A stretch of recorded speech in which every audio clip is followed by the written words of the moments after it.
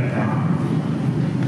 And with Tara, the mother of liberation, in Tibetan we say Heyum.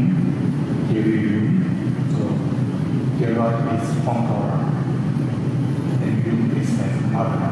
So mother of the conquerors. Conqueror being epithet of the Buddha. So like this. And then, as you know, the story of Tara, how in one lifetime, then I think the name was something like Yeshitara, the Jana, I'm just guessing, because there could be the feminine version, I'm not so sure, but Yeshit is Jana, like motive knowledge, and then Jamta, Dava is Jamta, so moon. So then this Yeshit Dava then made this pledge to attain Buddhahood for the sake of all sentient beings in the female form, right? So this is one thing. And then Tara lived, I think in the Mayan tradition, I think also, I think there's a connection, right? There is a connection. But for Tibetan Buddhism, then there is a very strong connection, as you all know, in the first wave, what we call something like the early translation, which is known as Nyingma tradition. During that time, Tara played a very important role, and then in the later, what we call the new translation of Sarma in Tibetan, which would include the other traditions such as Sankhya, Kapu, and then Gelu. Then in these traditions also there's a connection with Tara. And then also with the, what we call the Gaden lineage. So this starting with Adisha, Adisha become Shrikyana.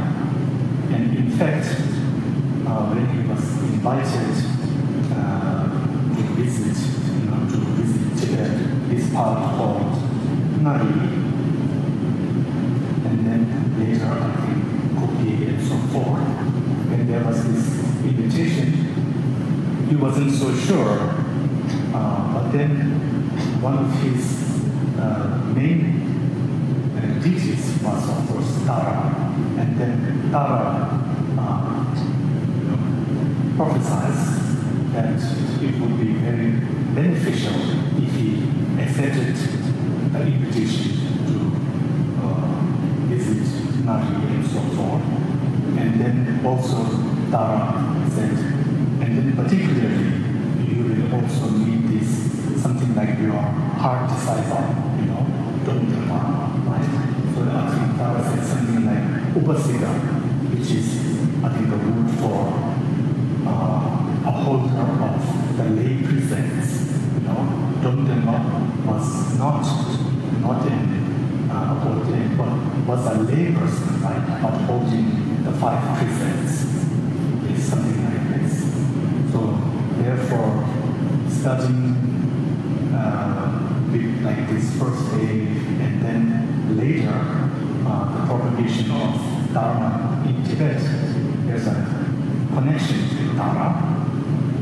So this is just like a short background. So at this point, perhaps soon begin the formal reading of the praises to the 21 Taras. But before that, perhaps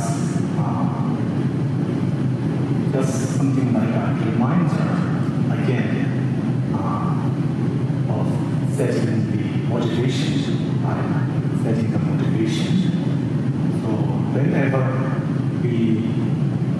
the Dharma or whenever we practice the Dharma, then a great emphasis is put on the motivation, why we are listening and why we are practicing the Dharma. Right? So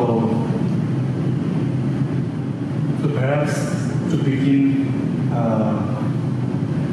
with the Four Noble Truths. So with the first truth, what is that? So we simply reflect on the fact. We simply reflect on our current situation, our current state. Yes, even though we have, of course, we feel very good, everything seems very good, you know, we have that feeling sometimes, right? But if we investigate, you know, beyond this superficial, beyond the surface, then we realize that in this state, in our current state, not everything is perfect.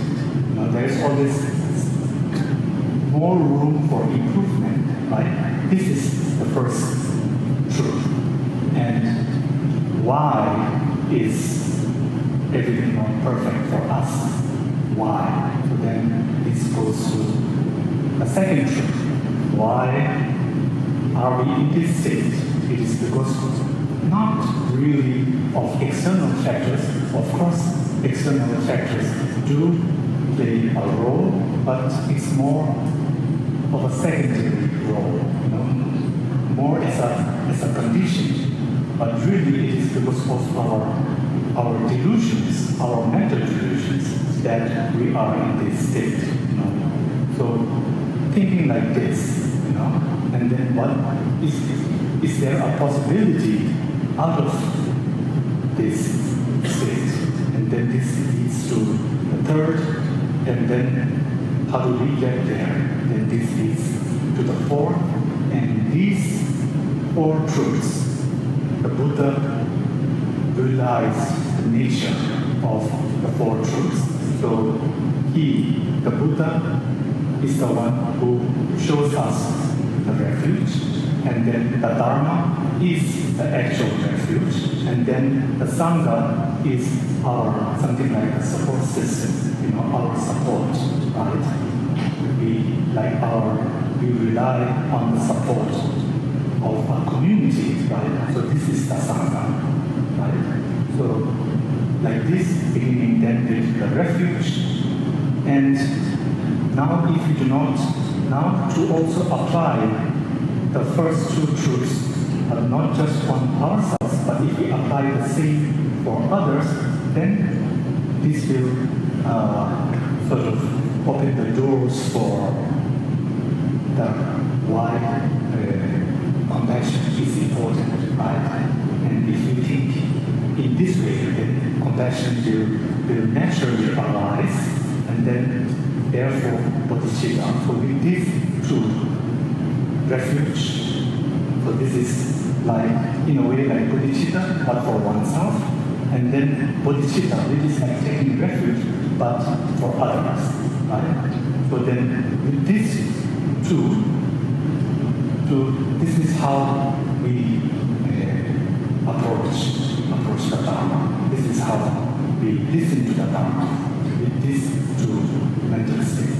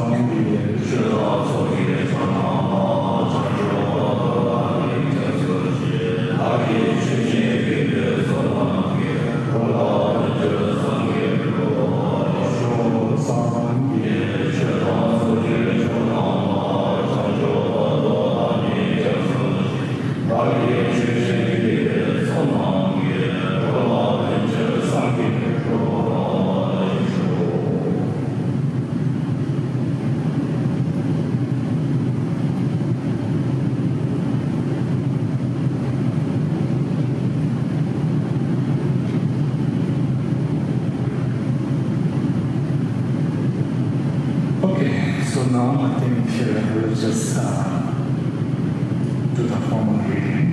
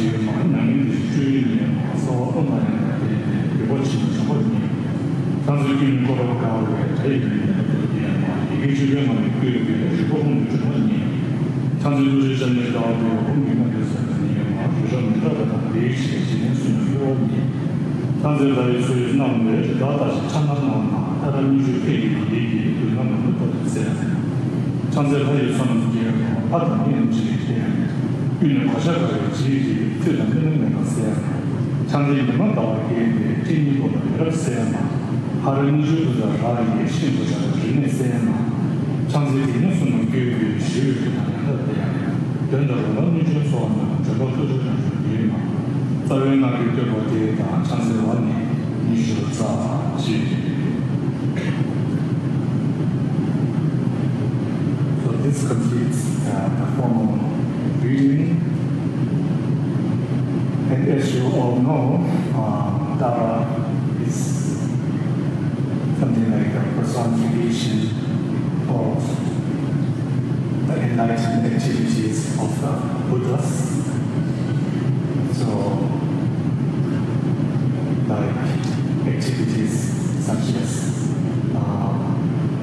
liberating sentient beings from fears, like 16 or 8 fears or dangers, like that. And then with the 8, for example, like in the 8 fears, I think something like the fear of lions or the danger of lions and so forth, right? So just to clarify, even though we say lions and elephants, snakes, and so forth, these are something like figurative. Yeah, these are more like figurative description. I think it shouldn't be taken literally. There is a symbol, right? So, for example, the danger of lions.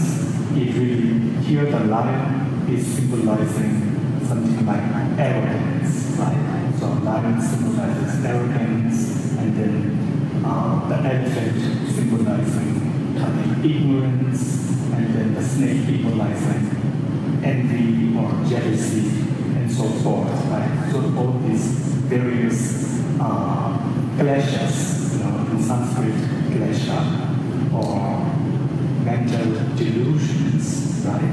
Mental delusions. So this is like that. just came to mind. I think yesterday during meeting you all, I think one of you asked, are there any commitments in relation to our first day program? So just to clarify to everyone, there are no commitments. There are no commitments for neither the 3 days, because I think you already have enough commitments. You already have enough commitments, so I don't want to add anything more to that. So one thing, right? So something to summarize everything. Then, like for example, how we just talked about Tara as something like the liberator, the one who liberates us, sentient beings, from all our fears, from all our insecurities, right? So this, if you just spend a few moments about, for example, our insecurities, this is a very interesting thing. This fear, if you think about it, fear can only come if you have hope. Right? Fear can only come if you have hope. Hopes and fears, they are very much related. Hope and fear. What do I mean by hope? The hope that, of course, not all hopes are same, but in many cases, and especially like to the untrained mind, should I say, then the hope of the untrained mind, of the untrained person, is very much connected with what we call desire, attachment. It's very closely related with that, right? So if there is no strong attachment, then there won't be this fear, insecurity, right? So these two, insecurity comes as a result of attachment, right? So this, I think the sutras, they really teach us how to overcome fear and how to overcome this unrealistic hope. So this is really, I think, precious, and we have so much access to the scriptures, to the teachings of the great teacher, the Buddha. So also, I think one of you, I think day before yesterday, one of you mentioned that you are reading the sutras. So wonderful, and I'm sure you all, from time to time, read sutras, like the Heart Sutra, the Dhammapada Sutra, of course, this Sukhavati Sutra, extensive and abridged version, and then also Avatamsaka Sutra.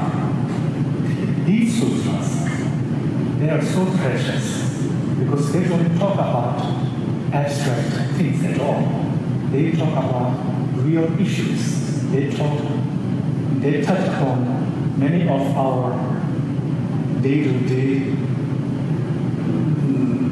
experience, our daily experiences, the challenges that we face on a daily basis. So these sutras, they are really something like open. They can really sort of show you the door.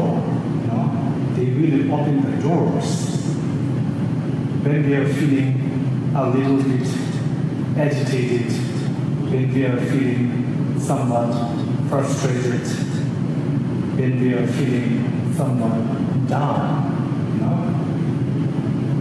And if I may say, for example,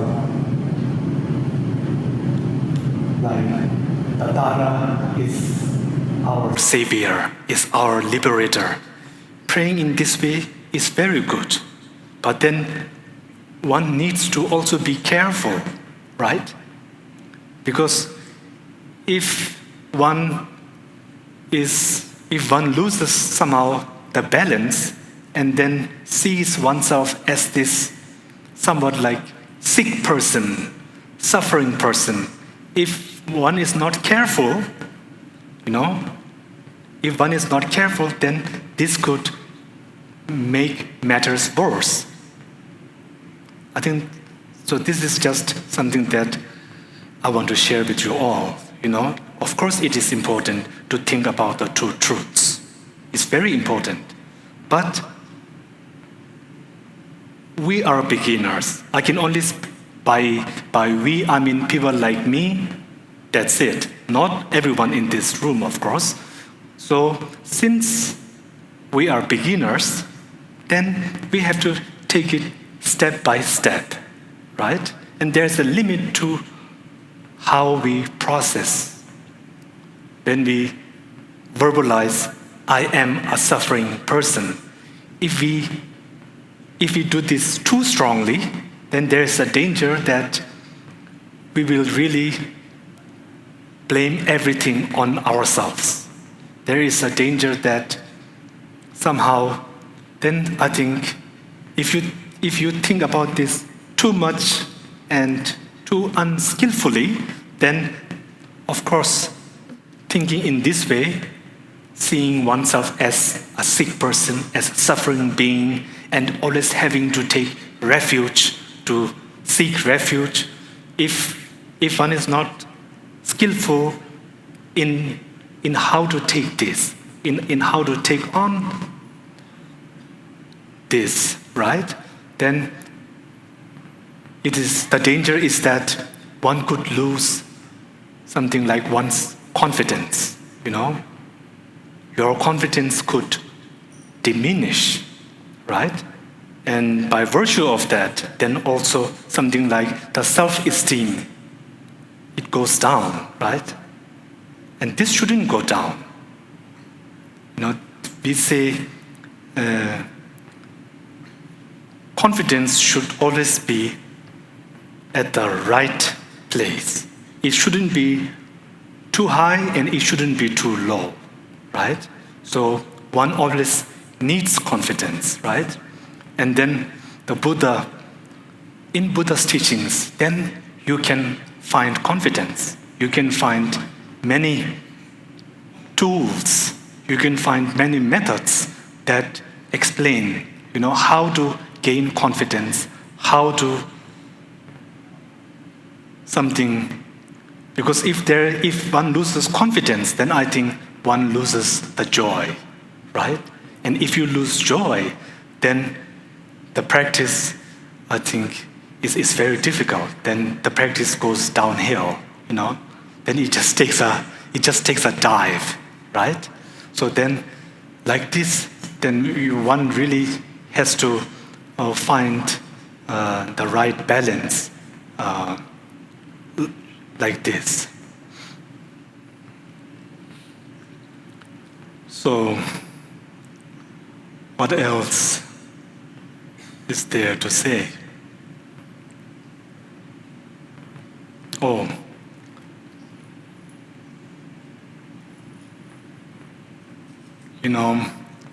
Now I think I've been here a few times, and every time I'm here in our gatherings, when I see you, despite all the things that are going on in our world, all the things that are going on, all the distractions, all the so-called materialistic developments, so on and so forth. This is yet even though you are in this environment, your dedication and your practice, when I see this, the faith, in the Buddha, the Dharma, and the Sangha, this is really wonderful, It's coming here, then whenever I leave Singapore, then I always go away moved. I'm moved and somehow inspired by your dedication, in spite of all the challenges, the difficulties that you face, And as the world becomes more materialistic and something like as we become more, as our minds become more engrossed with the external world, the teachings of the Buddha will remain ever more so relevant, right? This is very clear. A few years back, someone from Los Angeles was telling me this story that a long time back, there was one Lama, he said, who was visiting Los Angeles, that area. And he said he was so happy that this great being was in Los Angeles, He said, because this is where all the suffering is. This is where all the people are messed up, So this is something, he has a point there, messed up. Meaning, of course, I think out of touch, out of touch with reality, out of touch with ourselves, People are so absorbed into the external things that they don't really reflect on their thoughts, their minds, right?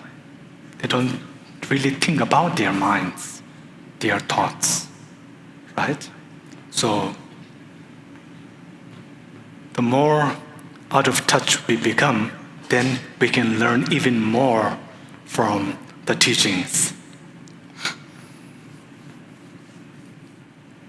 So then, I think like this, and over the last 3 days, whatever positive merits we may have accumulated, let us all dedicate this to all Mother Sentient Beings. And may the Dharma continue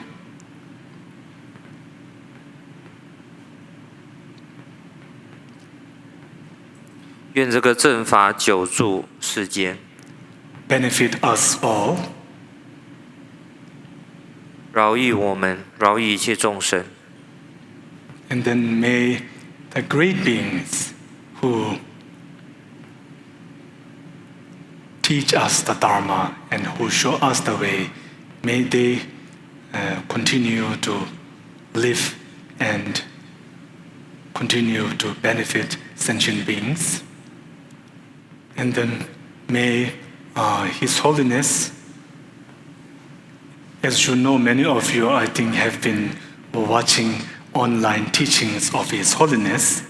So I think just recently His Holiness was talking about warm-heartedness, So warm-heartedness if there is one warm-heartedness, then there will be calm, a calm mind. So His Holiness said that, and that is so true. So may His Holiness live a long life and then continue to benefit countless sentient beings. And then I know, I think about 20 years ago, then this tradition of what we call the grand pujas, this began. And from the very early days, many of you, I think, have been, have been joining these events. And of course, you would remember the late Gebje Ladi Rinpoche. So now Rinpoche is back. Yeah, Rinpoche is back, and from how I see it, Rinpoche is really exhibiting many qualities, many qualities of a Lama. And I think some of you already have met the current Ladi Rinpoche, and some of you will meet, I think, just in a few days. And then, of course, in the near future, I am sure there will be opportunities for you all to meet Ladi Rinpoche again. So then please dedicate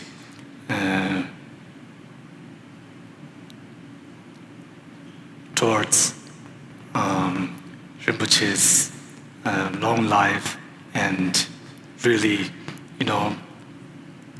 I think it will only be a moment, it will only be a short time before Rinpoche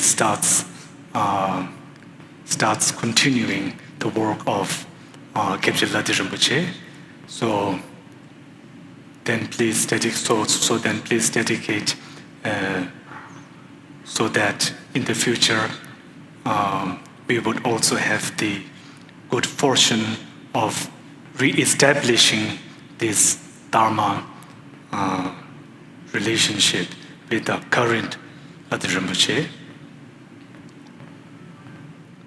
So then, of course, the Sangha members gathered here, for me, I would find it a little funny to say thank you to them, but of course, I know and I've seen that all the efforts they had made, for our monastery.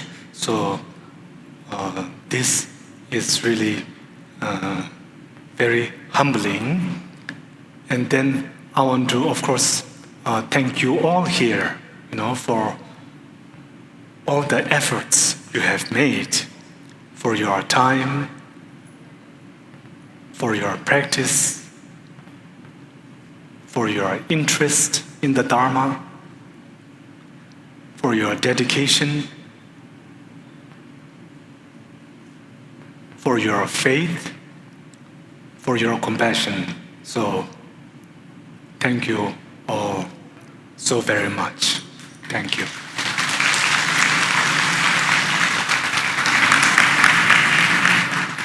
And then please, I want to again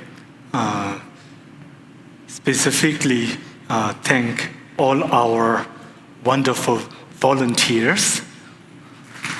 So thank you. This wouldn't have been possible without you. So thank you so much. 如果没有你们义工的贡献呢，这一切法会就是完全不可能的承办的，所以非常感谢。